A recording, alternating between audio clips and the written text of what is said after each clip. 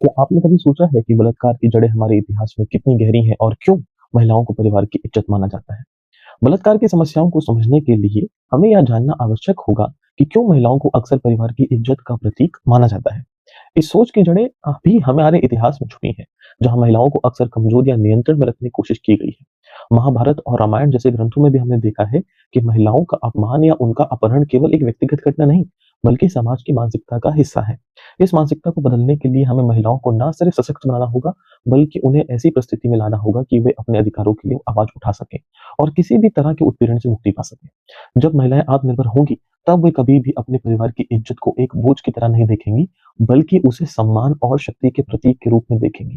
तो जो महिलाएं आज के समाज में इस बलात्कार जैसे इश्यूज से पीड़ित हैं, तो उनको इस बात को समझना होगा कि ये बलात्कार की समस्याएं अभी की नहीं, बहुत पुरानी हैं। और जब तक वो महिलाएं अपने आप को कमजोर मानती रहेंगी, कमजोर होंगी, तब तक इस समाज में जो पुरुष प्रधानता के लोग हैं, वो ऐसी महिलाओं को इस समाज के अंदर जीने नहीं देंगे।